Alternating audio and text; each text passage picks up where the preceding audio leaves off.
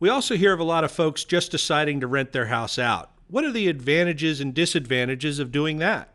So the advantages are that you avoid a worse alternative like a short sale or foreclosure, or coming to the table with some closing costs that you can't afford. The disadvantages are all the costs that are involved in being a landlord that you need to consider, and a lot of people aren't aware of if they haven't been a landlord before. Those are going to include the maintenance and repairs, which are going to run you about 10%. Property management fees are going to run you somewhere between 6 and 10%.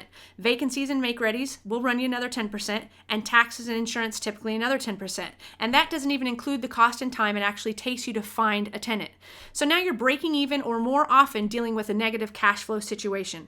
The landlords who are actually gaining some profit are usually the landlords who have 10, 20, 30, 40 houses. Some of them are cash flowing, some of them aren't. So overall, if you look at the entire portfolio, they've got a good situation going on. The landlords that only have one property, it's not as pretty of a situation most of the time. So you're also dealing with tenants who don't really take care of the property. They give you a very low deposit, so they're not really vested. They don't have any skin in the game. They certainly don't have that ownership mentality. So you're dealing with all those nightmare and horror stories of tenants and toilets.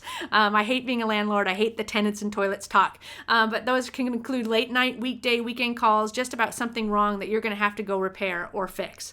And if we're going to address lease options with this, which I think is a good idea, that's when you're going to lease your property and give the buyer a right to buy it down the road. In some states, that's not even something that you can do, so be mindful of that. But the advantages and disadvantages of a lease option are very similar, because that type of transaction and the lack of ownership mentality, even a lease option, they're not usually successful, and these buyers are still have that same mindset very similar to renters.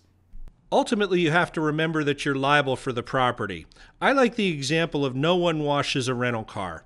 Tenants have no ownership mentality. The nightmares of toilets and hidden costs and trashing the house make this to be a less than desirable option unless you have a lot of them and have the structure in place to constantly run your rentals as a business.